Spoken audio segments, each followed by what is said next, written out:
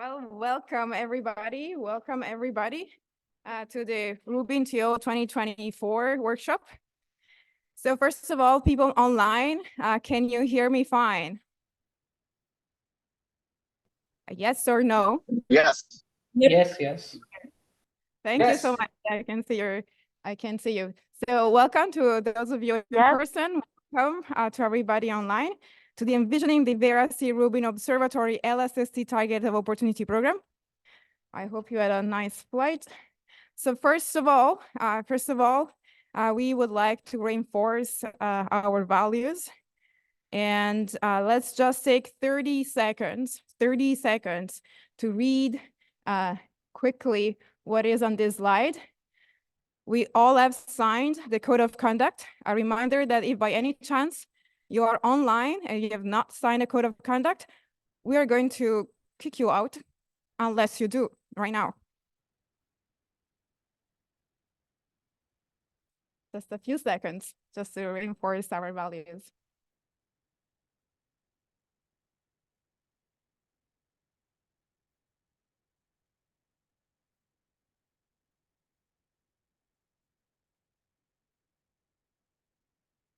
All right, so let's get started.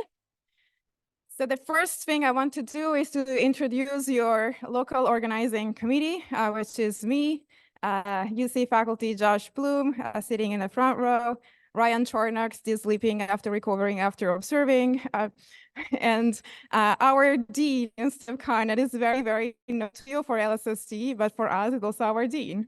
So thank you, Steve, for coming.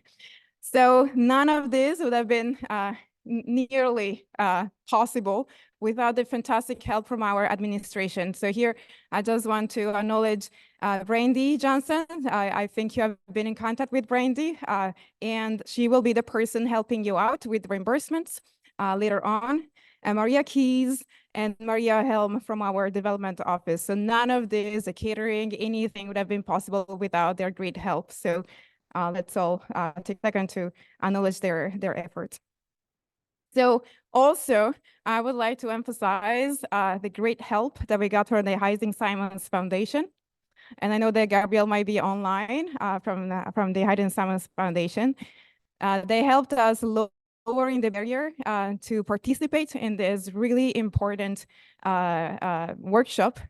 And that allowed a very diverse crowd to participate. So thank you, thank you, thank you.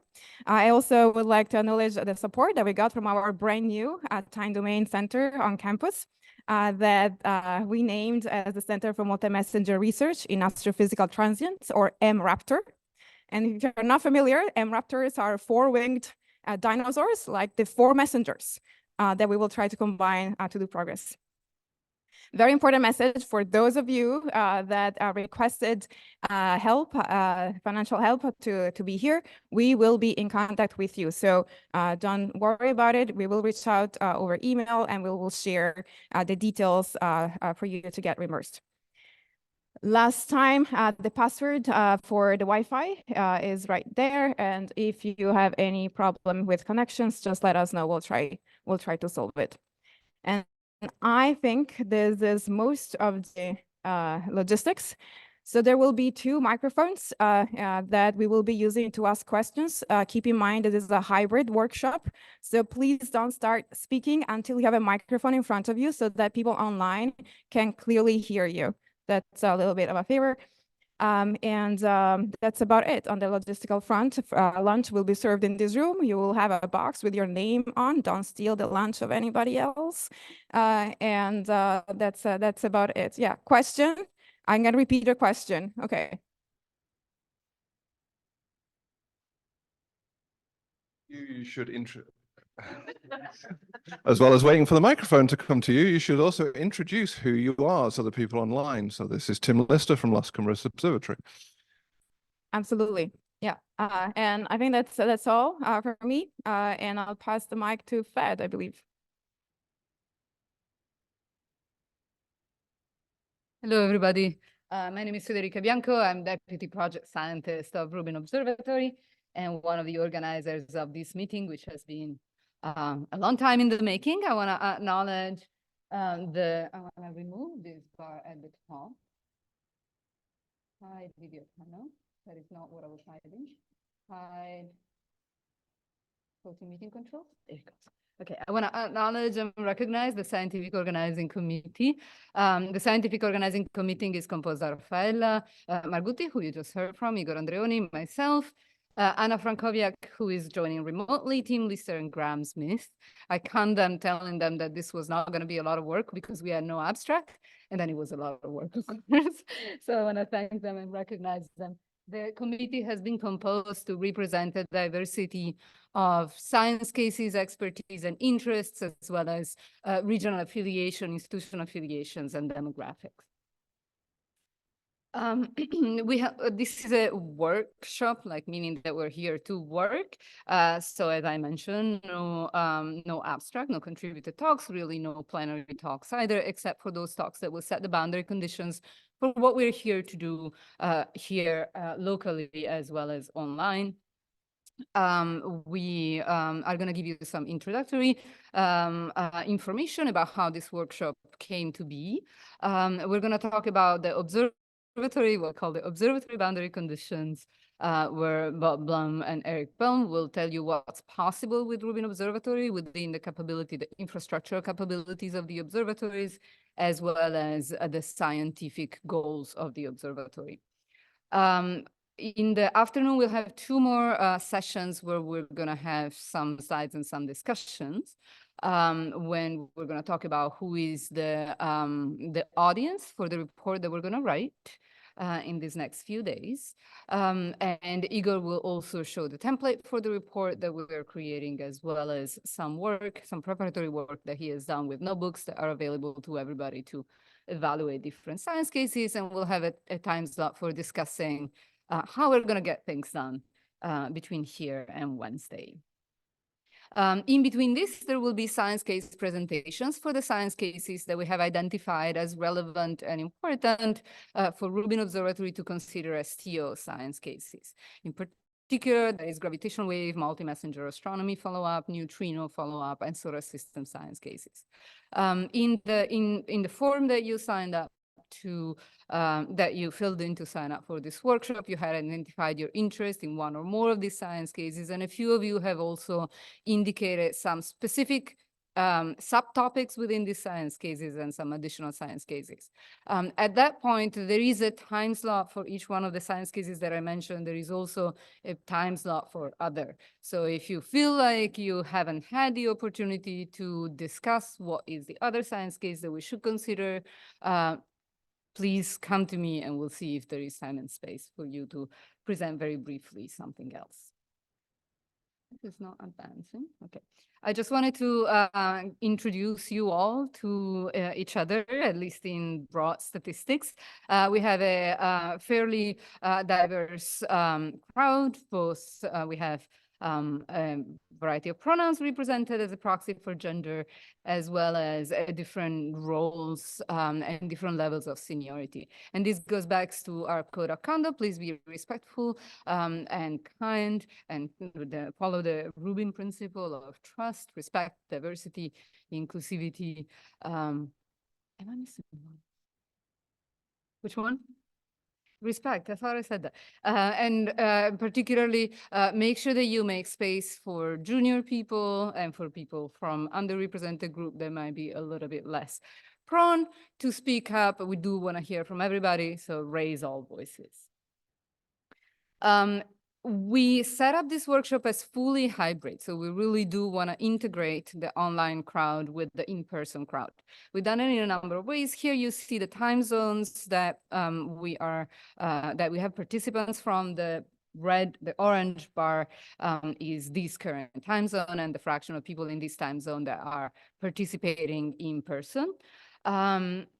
So to do that, we had to facilitate different time zones. We have staggered working hours. So we expect the people that are in the Americas time zone to work starting at 8:30 a.m. Pacific and continuing into the afternoon, whereas we expect some people from Europe, Asia, Africa, and Oceania will work in the very early hours of the Pacific coast. So if you're online, there's a chair for the online sessions that happen in the very early hour of Pacific time zones, and there's a chair for the hours that are in America's time zone. As far as science cases, and you already have experienced what we have at the bottom here, the stickers that we have prepared for you to make your own name badge. These are the science cases that have been presented to us, to Rubin Observatory, as something that should be considered for TO.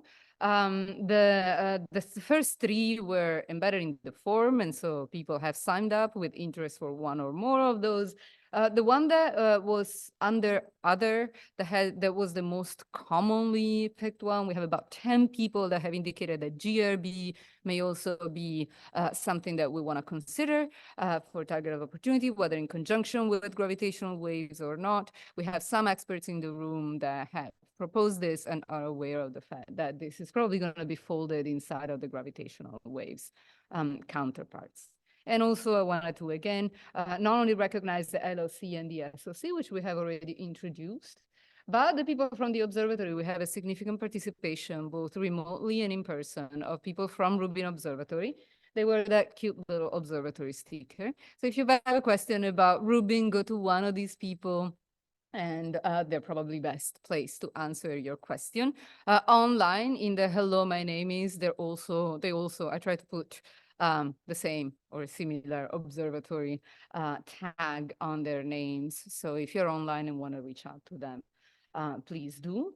And in the middle, we have the Survey Cadence Optimization Committee. We'll talk more about who the Survey Cadence Optimization Committee is, but essentially this is your audience for the report that you're writing, because the Survey Cadence Optimization Committee is making a recommendation on the overall LSST cadence. The people from the SEOC have that reading icon because it will be the readers of the report that we are writing.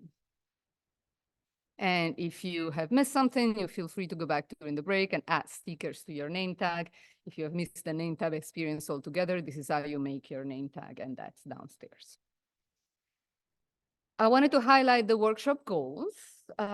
So during the workshop participants, so that's all of you all, are tasked with producing a report that will outline science cases that should be considered for the RubinTO program, and design algorithms for following up TOs in each of these science cases.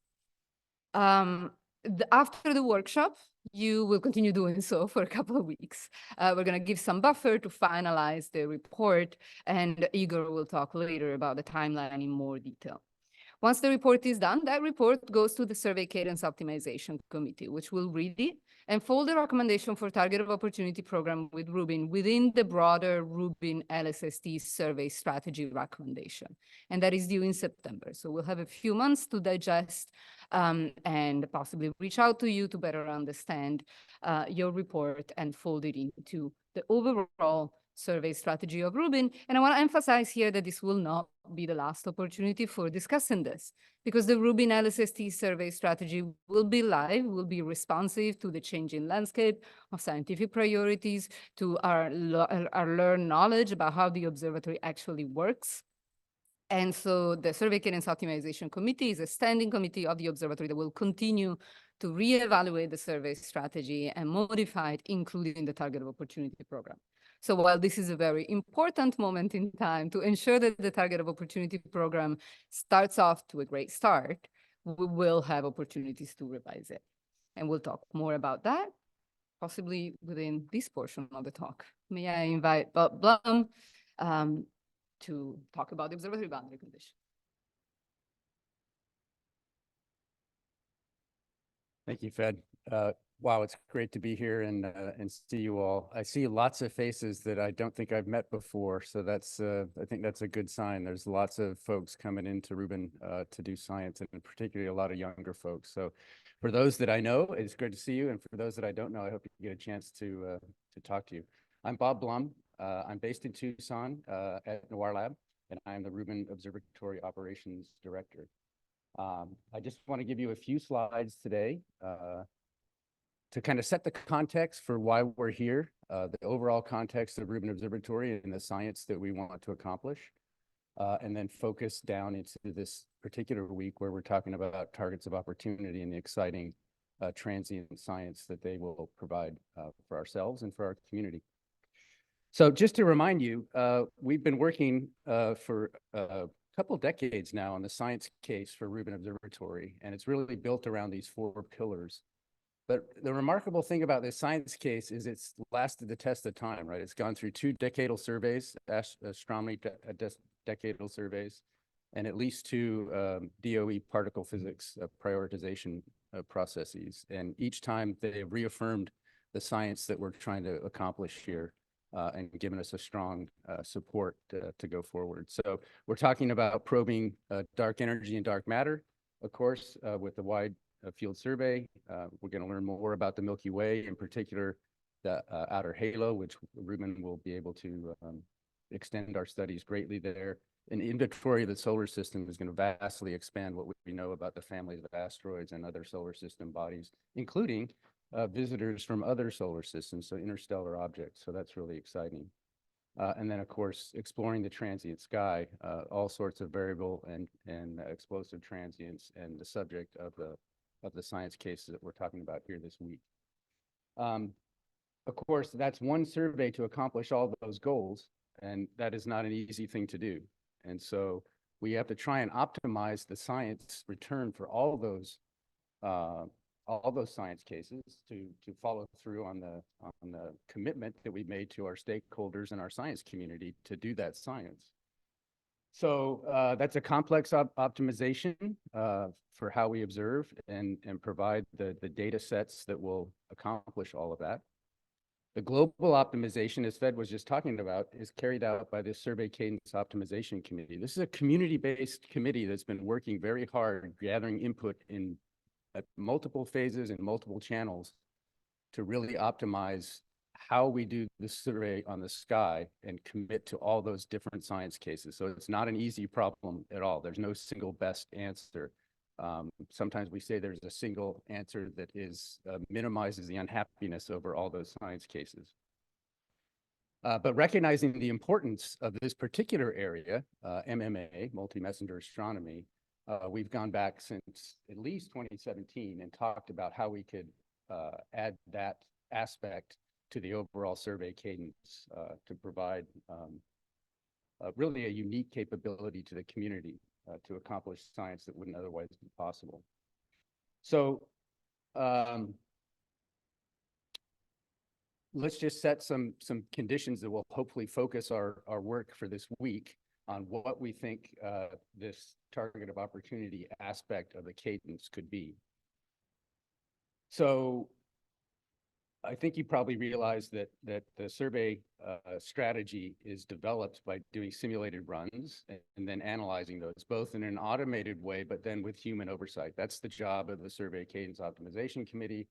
Technically, they connect with the scheduling group within the observatory to understand what's possible. And those 2 things, plus all this community input that have come in to weigh in on these science cases, lead to the optimized survey that we currently have. And I would say we have a survey cadence that's ready to start the survey now at about the 90-something% level. This detail, there's a few details left. One of them is this target of opportunity area where we're trying to get some more details of what it would actually look like.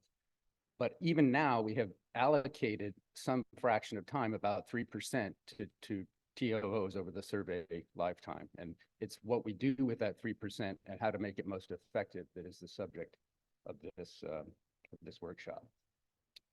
So here is a way we envision going forward in how to develop the case for TOOs and how to implement them. We envision a predetermined algorithmic response to targeted to triggers of TOOs that would basically provide the way that the Rubin Observatory would respond to any particular trigger. We will have a Rubin observer drawn from a group of observers that would staff 24/7 during the survey period. And that observer would be an expert in the science and the capabilities of Rubin and be able to make decisions based on the algorithm response to the TOO, and then perhaps override it or confirm it or modify the response appropriately in real time. To assist that observer, because that's an awful big job, we envision a committee, an advisory committee that could work with the observer in real time to make decisions about particular TOOs that have been triggered, and help guide them through. Now, this committee and observer interaction goes both ways. So the observer could contact the committee for input. The committee could be paying attention to what's happening and help the observer make decisions. We will staff this observatory committee through the community, so people like you hopefully would be involved. We will have a process to take nominations or self-nominations, and then select this committee, which I would imagine would evolve over time. We would regularly rotate people in and out. And then, of course, the committee and the observatory leadership will work over time to adjust our response and how this is all working. So it's really that algorithmic aspect that is one of the key areas where we want to make progress this week. How do we actually trigger on the TOOs? Let me just finish with a current status of a few key things that are happening right now in the observatory. So the main message is it is getting real exciting. There's going to be a lot of fun, and it's really pretty much happening now. We took our M1, M3, the main mirror, out of its box last week, and it's being prepared right now in Chile on the mountain to be lifted up and put on its cell and then coated within a month. We will continue to put the M2 mirror on the telescope and a commissioning camera, and we will be observing on sky hopefully in July or August. So we're going to start observing. We'll be a real observatory at that point, and we're just going to keep going from here on out. So it's going to get super busy, super exciting in the next months. The camera in California, right down the road, is all ready to be shipped. So packing things up now, and we expect it to ship in May down to Chile, where it will be reintegrated and tested and then put onto the telescope at the end of this year. In the meantime, we have a commissioning camera that is already working in Chile. It's currently on the telescope. We'll have to bring it off to put the secondary mirror on, but we'll put it back on. And that will go on sky, hopefully in July and August, like I just said. And it could have an extended period of observing through maybe October of this year. So look for some really exciting things to happen very soon. I think that's it. And now Eric's going to talk you through some aspects of the alert generation. Thanks.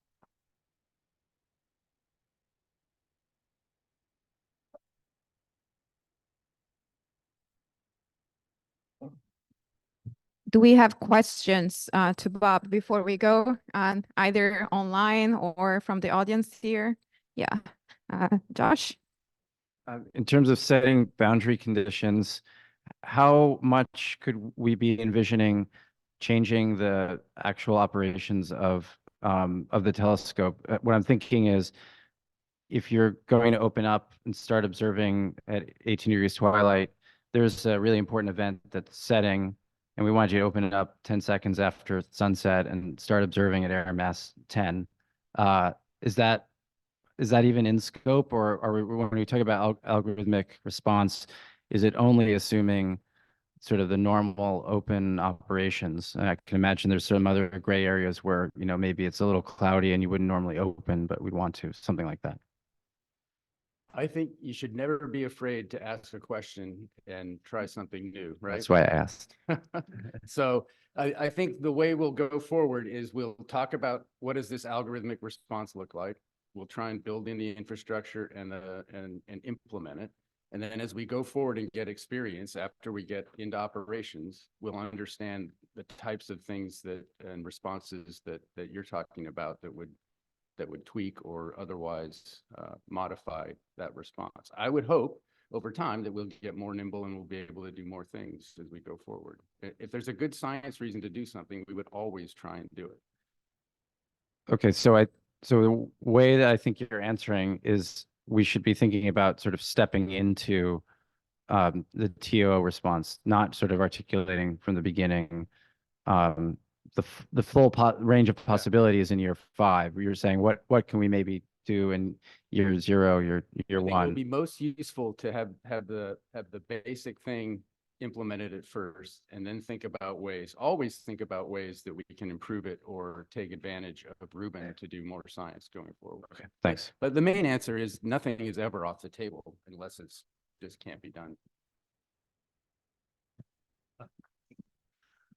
Has a final decision been taken on 2 snaps per visit or 1 snap per visit?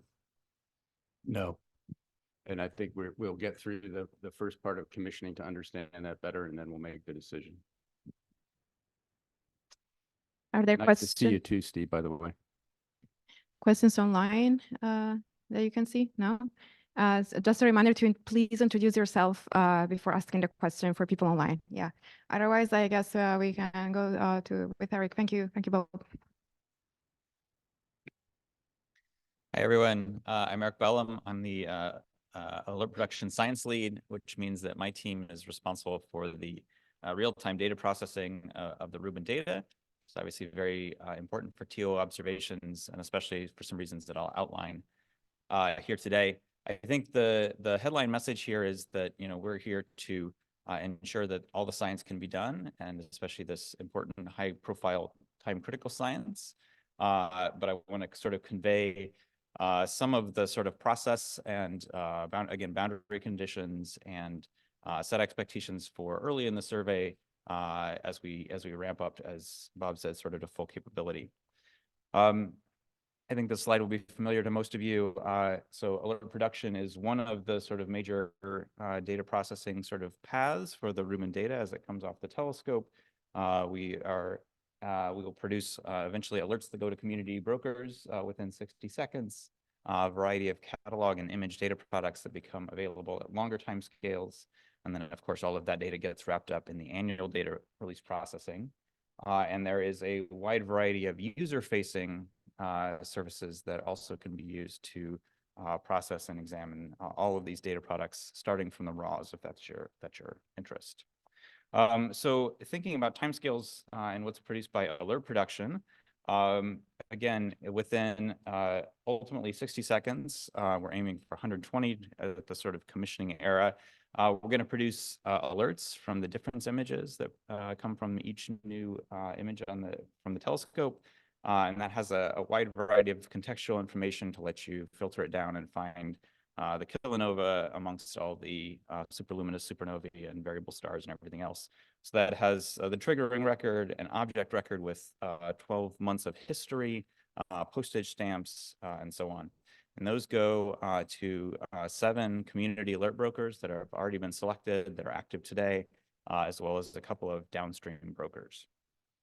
Within 24 hours, the catalogs that are embedded in those alerts become available to data rights holders through the Rubin Science platform. So they're queryable in a SQL sense, an ADQL sense, if that's a workflow that's helpful. Notably and relatively new is that the pixel data itself is embargoed for 80 hours. We've been directed to hold the pixels by the NSF and the DOE. If you have questions about that, I invite you to ask Bob and Jelko for the appropriate story there. But that obviously has a major effect on how we think about TOO response. Alert production in particular is going to use template images. Remember that the LSST survey is heavily dithered, so we can't really sort of match one-to-one images. And so we build co-added template images across the sky in this sort of tracked and patched space that you see here. And so in order to produce alerts from the different images, we need these templates. And so the advantage, of course, of doing this with multiple images is that we can filter out artifacts and reject various things. And so our goal is to produce as quickly as possible these high quality templates early in the survey to enable alert production. So this is a constraint that is going to be most important, again, sort of in the commissioning in year 1 era. After the first data release, we'll have pretty good all sky templates, and you can think about TOOs that are sort of anywhere in the sky without any particular concern. So the plan to, again, maximize the early science, early TO science, early alert science, is to produce these incrementally. So this is obviously pretty natural. As we take images through the first commissioning in the first year, as we build up images that are good enough, we will start building templates at the sort of patch level so that we can start producing alerts thereafter. This requires some degree of vetting and attention to make sure that we are introducing coads into the data processing pipelines that are of high quality, because once we put a template in, we want to keep it the same until the next data release, because otherwise you get baseline shifts, you get supernovae contaminating light curves, you have all kinds of trouble if you change the templates too frequently. In particular, we don't expect to have any kind of automated capability that would let us build templates, especially for TOOs. So, we're going to make the templates as soon as we can, as good as we can. And so, if in that sort of first year commissioning, first year sort of period, if there isn't a template, that's because we don't think there's data good enough to support it, and we can't really do something on the fly in support of TOOs. Just as a word of reassurance, we've done some early tests simulating what the baseline cadence looks like and what that would imply for template coverage. And the good news, the x-axis here is in days, and this is a few months. Very quickly, you're filling up, sort of 3/4 of the visible sky within a few months if you're using about 3 images per template. So, I think the goal here is to be reassuring that those templates will be available relatively quickly once we're starting routine operations. So this is sort of in a more schematic sense, what you should expect from alert production in particular. We have these milestones of first photon and system first light, and then this commissioning period ahead of the start of the main survey. We will build templates from commissioning data once we think it's of good enough quality to be survey quality data. We'll start releasing alerts, and then throughout the first year of LSST, we will be producing alerts from larger and larger areas of the sky as the template coverage builds up. And so, in this sort of right at the start of LSST, if you wanted to trigger a TOO, probably you don't have a template there in the band you want. But by 6 months, 9 months in, probably you do. So that shapes a little bit what you might want to do, again, in this very early part of the survey. Maybe you don't need that real-time data product. Maybe you're happy to have the images in the can and look at them in a few days, in which case, that's probably fine. All right, so if we can process TO images, we will produce public alerts, world public alerts. And these, again, are going to directly to the 7 brokers here who are, I think many of you are familiar with from their current services. So if you have a template, if the image can be processed, we will run standard alert production on a TO image. We'll make public alerts and send them out, and they will look just like any alert from the rest of the survey. So what does it mean to be able to process the image? The starting point is if the TO image is like a normal survey image, so it's 2 15-second snaps or a 30-second image, we will process it like normal. It's like every other survey image. The data processing pipelines don't care. We can probably handle shorter and longer exposures through our pipelines, and the question is how short and how long. And the answer to that is I don't know yet. We're going to have to wait until commissioning to test and find out, because it depends on details of the hardware. It depends on exactly how the reference catalogs are configured. I think we can as long as the telescope can point smoothly, we can probably handle quite long exposures. But again, we want to test this and understand what the configuration looks like. And I think that's a natural thing for us to figure out in the commissioning era. A concern about short exposure specifically, there are both camera concerns. I've been told that too many short exposures in a row heat up the camera, and so that can't really be supported. There's actually also a concern from the data processing side, which is that every time you take an image, you spawn 189 sort of processes to reduce them. If you're doing this too frequently, you're going to sort of saturate the compute capacity we have available at some point. So I don't think short exposures are maybe the most important for the TOO program, because if you're trying to be brighter, then you probably don't need Rubin. But that's something to keep in mind. Maybe also, I didn't put this on here, but to Josh's question about looking at air mass 10 at twilight, there are extremes you can imagine where high backgrounds, very few stars, like that could be challenging for our pipelines. I can't promise, a priori that it will reduce perfectly out of the box. And so again, if there's something that, if there's a program that you think needs that sort of thing, I hope we can test it in advance, it obtains similar images in similar circumstances without the time pressure of real-time science, and make sure that we're geared up to go. So yeah, again, the overall message is we want to enable as much TO science as possible, and the more lead time we have to prepare, we'll be able to do that. All right. One question about, I've said I can't tell you how long the longest exposure we can support is. You might say, well, what if I just take a bunch of 30-second exposures in a row and co-add them? That's a fine idea. AP is not going to be able to support that initially. We expect that ultimately we will develop a similar sort of co-add differencing pipeline for the deep drilling fields, just the standard DDFs that are observed every night. This is a capability that Desk in particular is excited about. They're developing some code. So we probably will be able to adopt that ultimately and put it into production, but that's not, again, a sort of start of survey capability. So, I think in terms of thinking about exposure times as you write these white papers, both write for year 5 when we'll know the answer to this question, ask for the exposure time that you want, but also recognize that maybe we can't support that right away. All right. So again, my major focus right now is getting us on Sky and executing the main survey. We have a lot to do to be able to reduce alerts as soon as we can. But the more those alert production processing is smooth and ready, I think that helps TOs as well. So we're looking to partner with you to make the TOs successful, and just ask a little bit of patience and mutual understanding as we sort of ramp up in capability. If there was something really extraordinary, galactic supernova, I think we would drop everything and work with you to sort of make things possible. But this is about that sort of algorithmic routine TO capability that we want to support. So just to sort of summarize what I think this means for white paper planning from the data processing side.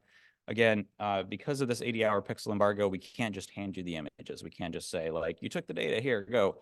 So really the data products, if you need timely results, they have to come through alert production. We'll automatically process any data that we can. It'll be easier if it's 30-second exposures, but we can probably handle a wider range of exposure times, but that range is TBD. We can't stack exposures on the fly yet. And we'll need to have templates, and it will take a little bit for those to be available. So, and finally, just as a thought, especially I think our NORLab colleagues would remind us, DECAM is also a very capable wide field imager that exists, and in many cases it can sidestep some of these concerns. And so if you don't need Rubin's depth and wide field, that is also a useful way forward. So that's all I have, and I'll leave my conclusions and take any questions. We are allowed to clap, by the way. This is, yeah, for all the speakers so far. Yeah, we do have questions on the Slack, maybe while the room is thinking. So one question is from Adam Miller, and is the following. If pixels are withheld for 80 hours, does that mean that there are no cutouts in the alerts? We are allowed to send the cutouts in the alerts, Adam. Yes, and the cutouts are allowed to be variable size, so that if you have a trail near the asteroid or something like that, it should contain the entire source. Another quick question from Aprajita. What do you mean by shorter exposure, meaning shorter than 15 second snaps? So yes, effectively, yeah. Sure. Although even for the 15-second snaps, we co-add those. The 2x15 get co-added into a single exposure. And one more online, Nandini Hazra. Will the maximum exposure allowed then change in later years as the survey goes on? Yeah, I don't know is the answer. My expectation is that probably we figure out pretty quickly like where the limits are, but I could imagine it could creep up in time. One more for you. So here, Jawan, can TO observations be used for template for year number 1 observations in the same patch of the sky, or does it have to be white fast deep or DDF images? Great question. I think if they were standard exposures, we could co-add them for TO for templates. I doubt we would use, you know, if somebody ran a very deep TO, I don't think we would include that in the stack just because it's different enough from the others. TBD. Hey, Eric, this is Gautam Narayan. You didn't mention what the actual TO strategy is going to be for non-localized events. That's not my job. So when do we hear about this? Fed, maybe. Yeah, you want to take that question? I believe that is the goal of this workshop, Gautam. I don't see you, but so, yeah. Igor? A question, Eric, like we will invite people to think in terms of required depth. Yes. For designing their survey strategy after, you know, checking with you and other people that it was feasible. But we know that we don't know a few limitations. Something we know, for example, that we can't go any deeper than the templates. So all in all, would you have a number we will not write down, but it's like a recommendation from your field, your experience of what maybe the highest exposure tend to be requested can be sensible at this stage? Yeah, again, that's going to depend a lot on when you're thinking about the TOOs. And like for EMGW, I think we're mostly thinking about 05 at this point, which is several data releases into the survey. You know, so again, in that first year, if you're co-adding 3 images, you probably don't want to go too much deeper than a standard exposure just because you'll outrun the template pretty quickly. But I don't have the number for the depth as a function of time, but we can figure that out. I wanted to add, consider that while 05 won't start until like into the survey, there are other triggers that we can consider. Course. Yes, absolutely. Neutrinos, and that may be a really good playground for then developing a sensible plan for 05. Great. Yes, sorry, I wasn't trying to be exclusive there. Hi, Eric, this is Steve Kahn. Hi, Steve.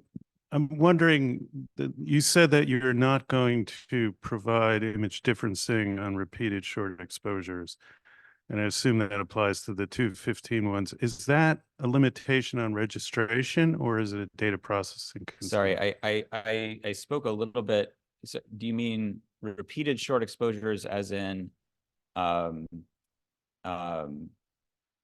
long string of 10-second exposures? Well, let's just talk about if there were 2 15-second exposures, yeah, will you produce on-the-fly image differencing? So between those two? So there is, yes. So a standard snap pair, there is a snap difference that is included in standard processing. Yes.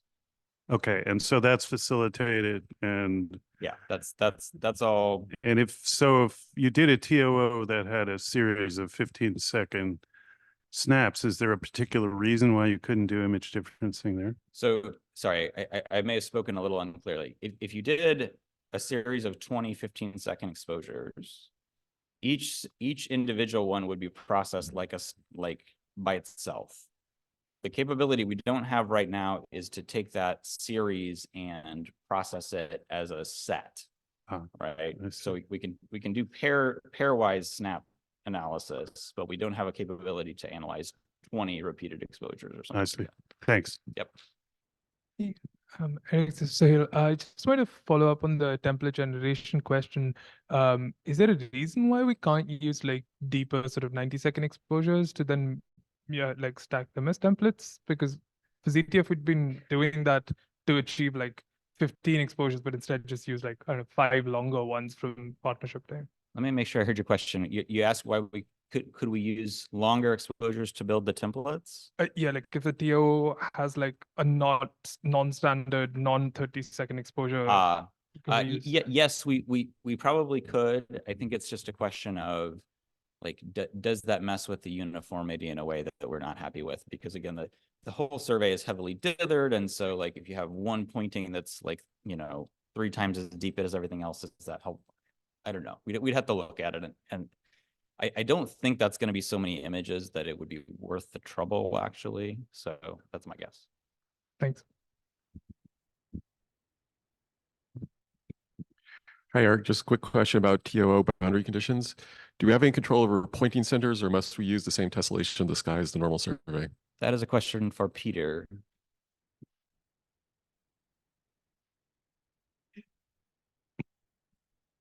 So we don't, hi, I'm Peter Yoakum from University of Washington. We don't have a fixed tessellation on the sky. We randomize the tessellation every night. So for TOO follow-up, you could use the tessellation for that night, or you could randomize the tessellation, say, every time you went back, if you wanted to fill chip gaps and things like that.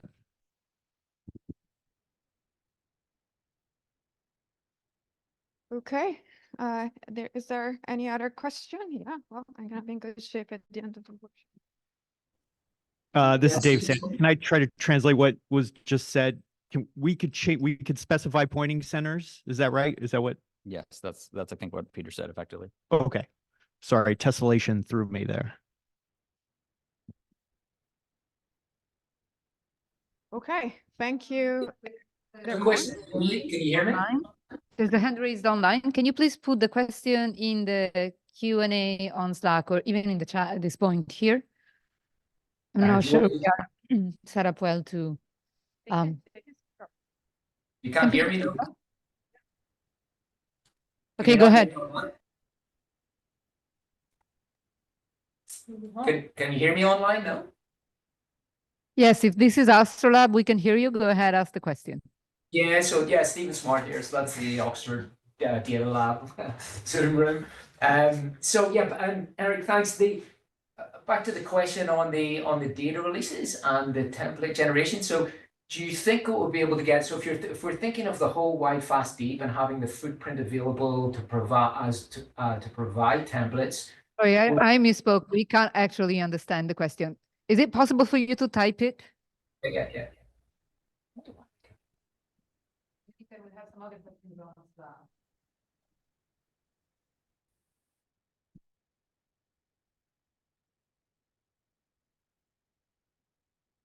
Swahiba, you did ask it in person, right? Can we use templates for year one observations in the same patch of sky, or does that have to be YFSD per DVF images? Nandini Ezra asked, will the maximum exposure allowed then change in later years? Nope. Somebody is typing, so we do have a couple more minutes, like okay. 11 more minutes. So. I don't think it's the volume. It seems more a connection that is not good.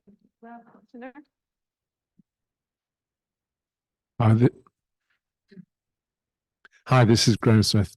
Thanks for the talk, Eric. A question that your talk prompted, but feel free to defer the question to someone else. What is the anticipated maximum individual exposure time with the observatory in the future? So I don't have a data processing constraint. I don't know if somebody who's closer to the camera and telescope pointing requirements has a number in their head, but it's a dynamic range issue. The sky is bright.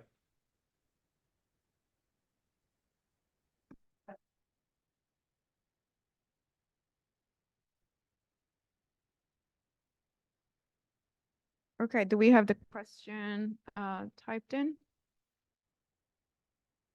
This is a separate question, possibly. Oh, no, it is. Okay. Do we need to wait for DR2 to make sure we have a full YFSD footprint for templates, or will template be made over the first year of the survey? Yep. So we will make templates incrementally through the first year. At DR1, we'll replace them with a new reduction of everything that's been taken. That'll come 6 months after the data are taken.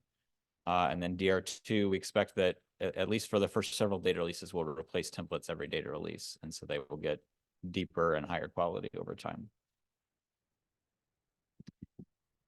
Okay. I guess this is all for questions to Eric. Thank you so much, Eric. Yeah.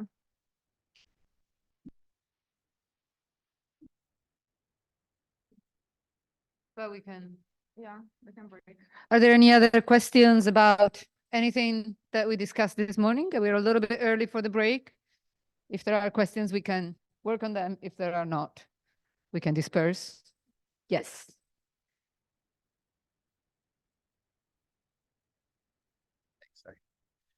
Hi, my name is Sean McBride. I guess this question is really for you, Eric. Sorry. You mentioned commissioning tests needed sort of in the context of this report. Do you envision that we could maybe recommend 1 or 2 commissioning tests for ComCam, or do you want to restrict that just to LSST cam, considering ComCam is 2 months away? I mean, I think it's a question. It seems like a great idea, and I think we would learn a lot from ComCam. It's a question of, there are many things that are planned for the ComCam observing. It's a question of time, I think, mainly. Yeah, exactly. So getting the observatory up and running and work on its standard operations is the priority on commissioning. Any extra time can be used, but also we do have, do you want to mention Oxtel as a?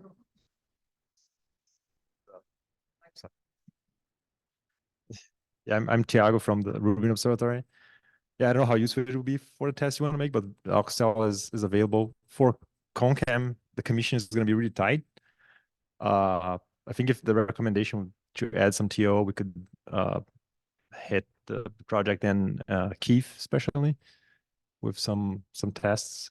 We might have some tests, some science time during commissioning, so that we won't, be tied to them, but we might have some time to accomplish. And Oxtel again is available if you want to test. Right, Oxtel is the auxiliary telescope. I was trying to see if we have a photo where Oxtel shows up. It doesn't. It's about here on calibration hill. It's a small telescope that during operation will observe jointly with Rubin taking spectra for calibration, but it's right now testing the system, the observing system. So if that's a small telescope though. So 1.2 more meter. for like testing purposes that for science throughput.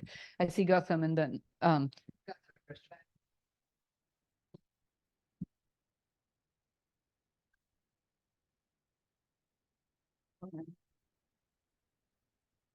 Hey, Fed/Eric, I'm not sure if this is for you, but Gotham Narayan. So how reactive can we be to NTO follow-ups? So imagine, for example, if there was a service that gave you not just observatory status, but what status the images that had already been taken by other telescopes at some region were, and you knew that there was a deck cam image that went down to 24th magnitude within the last 20 minutes.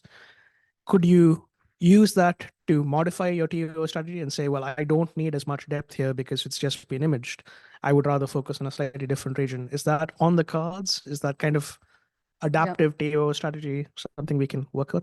So I think maybe the person that can answer that best is sitting right next to you. But let me just say, like, this might be one of the things that we learn as we develop the program, and we really can assess what is the need for these, because we do go deeper than everybody else. So whether it's worth it, and it does have an advantage scientifically to do that, to integrate our observations with other observatories, we will learn that. We also broadcast our pointing so other observatories can be responsive to our strategy. But Peter, do you want to add anything to that? I don't know. I think that saves us 30 seconds, right? I'm not sure. That's a level of optimization we don't usually get to. I would plow ahead or image everything with Rubin. And then we had an online question. Yeah, very quickly, there was an online question by Craig Wheeler about how far north Rubin can observe, and if everyone is interested, Lynn replied that the footprint covers up to about 10 degrees north, but with there's low variability here and there, plus there is a region with like a bump to cover the northern ecliptic, where it will reach to 33 degrees. And also Lynn has put it in a plot if everyone wants to give it a look.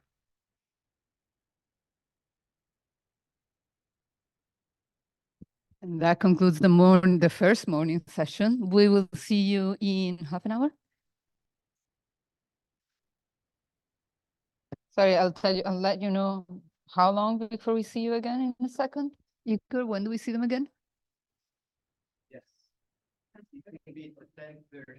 It's 1 hour. So we have a 1 hour break. The breaks are designed to be long so that you can talk to each other and use them as discussion time. But we also do have coffee. Oh, yeah. Coffee in the back. So we'll see you in an hour.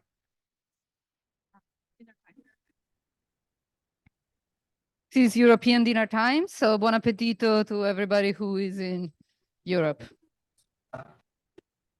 Can you not hear us online?